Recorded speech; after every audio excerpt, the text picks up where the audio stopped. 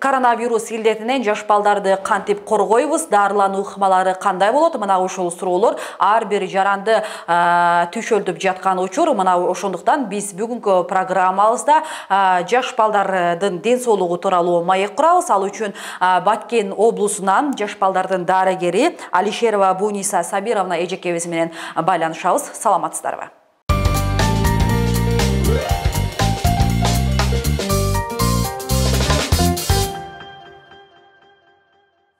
Саламатсызбы? Негизи азыркы учурда коронавирус пневмония илдетинен жабыркагандар болуп жатат. Бул абал жаш балдар арасында кандай өтүүдө? Мисалы Баткен облусу боюнча айтсаңыз, бүгүнкү күндө абал кандай? Саламатсыздарбы? Азыркы мезгилде коронавирус жана пневмония жүрүп жаткан мезгилде балдардын арасында дагы балдар деле коронавирус менен ооруйт. Бирок жеңил түрү менен ооруйт. Буларда чоң адамдарга караганда булардын симптомдору аз болот. Температура, кусуу, анан ич өтүү жеңил түрүндө билинип билинбей өтүп кетиши мүмкүн. Коронавирус балдарда эгерде ошол убагында дарыланбаса, балдарда карышуу пайда болушу мүмкүн, жана пневмония дагы болушу мүмкүн. Балдар дагы коронавирустан каза болуп калышы мүмкүн. Бирок азыркы мезгилде бизде регистрация болгон жок, каза болгон балдар жок. Ошол жеңил түрү менен кайрылгандар болуп жатабы? Дарылоо жүрүп жатат да? Дарылоо жүрүп жатат, кайрылгандар бар. Бирок жеңил түрү менен, бирок аныкталбай келип атат. Буга чейин дагы баягы Кыргызстанда коронавирустун толкуну башта келгенде айтылганда, мисалы жаш балдар арасында бул илдет катталбайт деп, кийинчерээк тескерисинче катталат, бирок баягы бул оору билинип билинбей өтөт депчи. Анан азыр сиз дагы айтып атасыз, жеңил өтөт деп. Анан билинип билинбей ооруну ташып жүрүүчү катары дагы эсептелинет деп айтылган болчу да. Мындай абал кооптуу эмеспи? Мисалы оорунун түрү билинбей, бирок вирусту ташып жүрүүчү катары балдар ошондой абалда катталса да? Балдарда мисалы үчүн бала төрөлгөндөн баштап 1 жашка чейин эненин сүтүн кадимкидей бере бериш керек, улантыш керек. Себеби эненин сүтүндө вирус жок, аныкталган жок. Бирок бала ооруп кала турган болсо, вирусту көп убакытка чейин бөлүп чыгарып турат экен дагы, бул коркунучтуу абалды пайда кылат.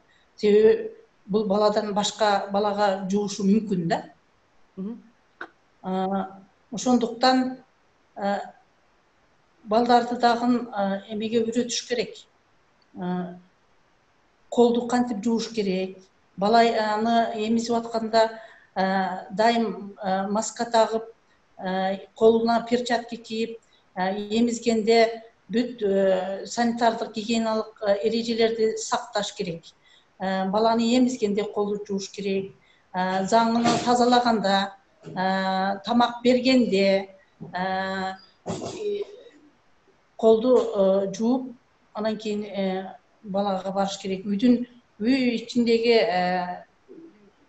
адамдар дагы, мисалы үчүн атасы, башка бир туугандары бардыгы маска тагып жүрүшсө жакшы болот дейм.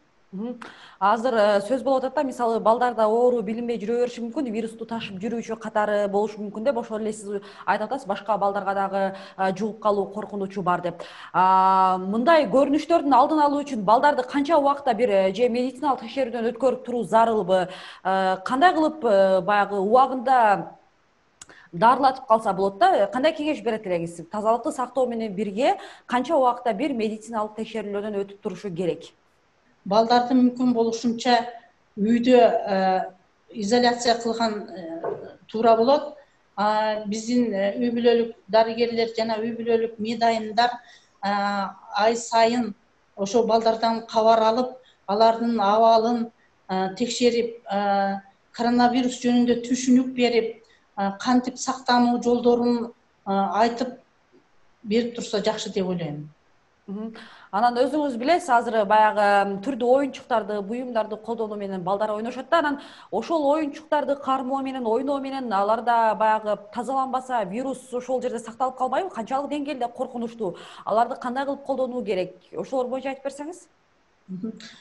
Балдардын оюнчуктарын балдарга ойноткондо айрыкча жумшак, баягы мочалкадан жана тряпкадан жасалган оюнчуктарды колдонбогонго аракет кылыш керек.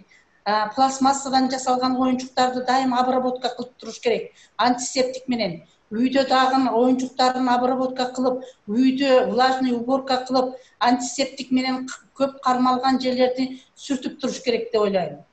Мисалы азыркы учурда балдардын дагы өз алдынча ата энелерди көрүп атабыз да, үй шартында баягы алдын алабыз, ооруну жакындатпайбыз, ата энеден жугузбайбыз деген сыяктуу баягы түрдүү мазларды колдонушат, түрдүү дары дармектерди берип атышат да, өз алдынча баягы балким дарыгердин кеңеши менен, балким дарыгердин кеңешисиз колдонуп атат ошол нерселерди. Мисалы оорудан алдын алуу үчүн, иммунитетти чыңдоо үчүн үй шартында кандай дарылоолорду жүргүзсө болот? Мисалы сиздин кеңешиңиз тамак аш жагынан айтайлы, дары дармек жагынан түрдүү витаминдерди берсе болот. Эмнелерди сунуштайт элеңиз? Мен оорулардын алдын алуу үчүн өз алдынча дарылоого болбойт. Эгерде бала ооруп калса, сөзсүз түрдө дарыгерге кайрылыш керек.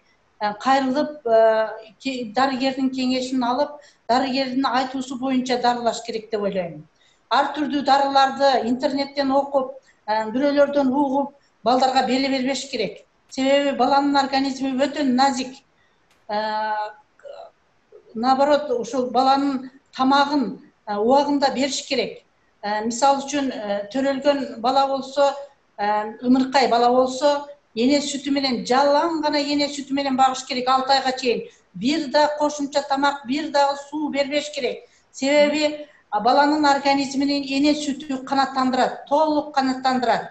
6 айдан кийин эне сүтү канаттандыра албай калгандыктан кошумча тамак беребиз. 3 маал ошол өзү жеген тамактан, тамактын составы 5 түрдүү продуктадан кем болбош керек. 5 түрдөн жогору болуш керек.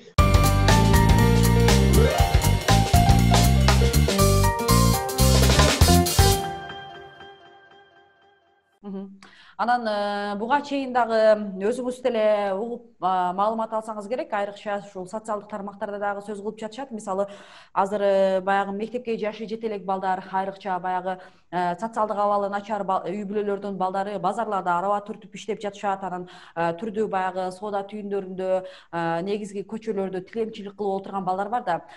Буларда тилекке каршы гигиеналык эрежелер дагы сактала бербейт. Өзүңүз билип жүрөсүз, ушул кир болуп отурушат, жуунуп тарануу жагынан артта калышканда.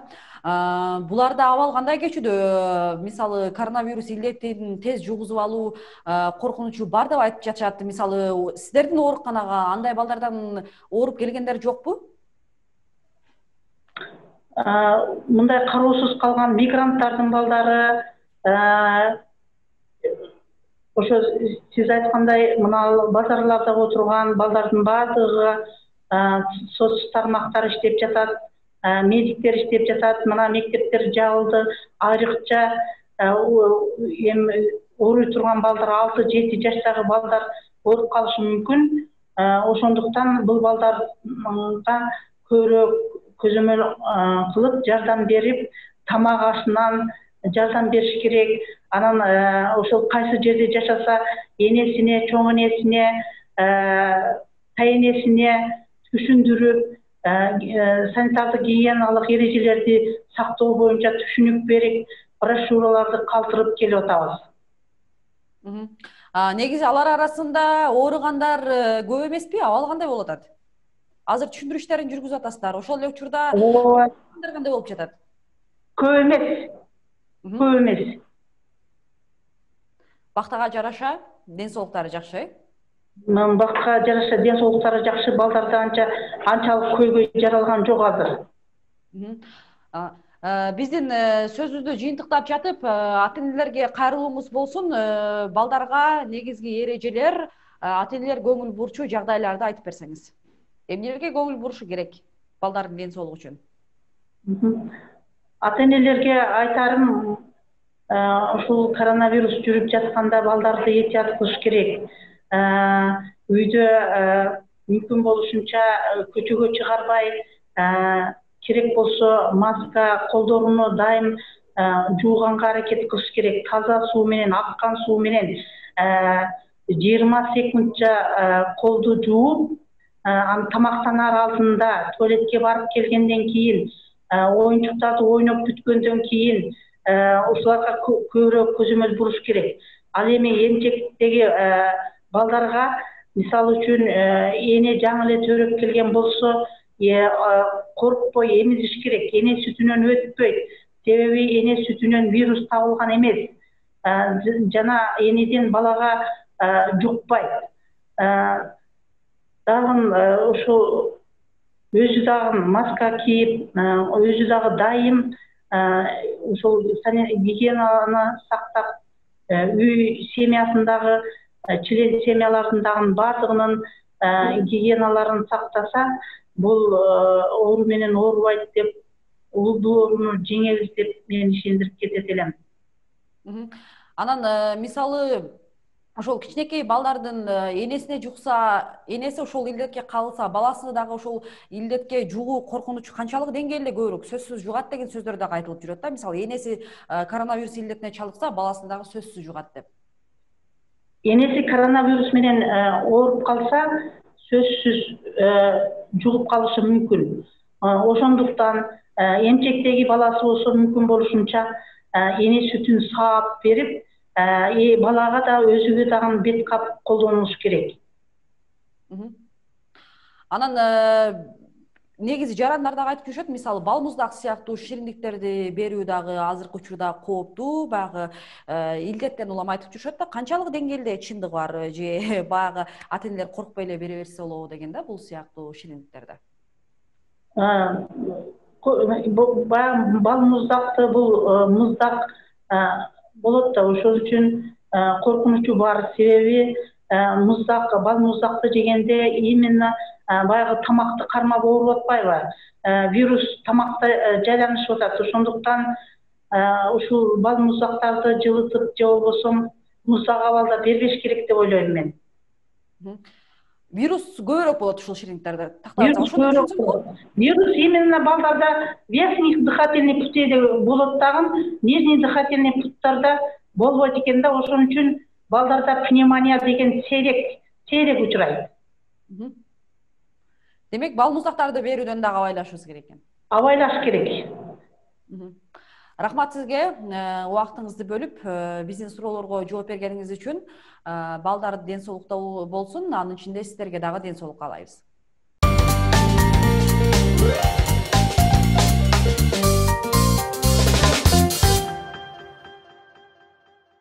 Эске сала кетели, урматтуу достор, бизде бүгүн конокто Баткен облусунун жаш балдар дарыгери Алишерова Буниса Сабировна эжекебиз аралыкта суроолорубузга жооп берди. Программабыздын корутундусуна токтолобуз. Биринчиден, жаш балдарда коронавирус оорусунун белгилери аз гана, 3 гана болот. Тактап айтканда, дене табы көтөрүлөт, кусат, ич өтөт. Мына ушул белгилерди байкасаңыз, дароо дарыгерлерге кайрылыңыз. Андан кийин бала төрөлгөндөн тарта 1 жашка чейин үзгүлтүксүз эне сүтү менен багыңыз. Анткени эне сүтүндө коронавирус илдети жукпай тургандыгы медициналык тараптан аныкталгандыгын дарыгер айтып өттү. Ал эми балдар кошумча тамакка аралаша баштагандан тарта 5 азык-түлүктөн түрүнөн кем болбогон азык-түлүктөрдөн тамак аш бериңиз. Арасында сөзсүз эт азыктары болгондугу жакшы.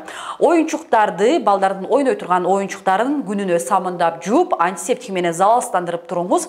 Бирок ошондой болсо дагы учурда оор кырдаалда жумшак оюнчуктарды колдонбоону дарыгерлер сунушташат. Анткени вирус бар боло турган болсо, жумшак оюнчуктарда узак мөөнөткө сакталаарын айтып өттү.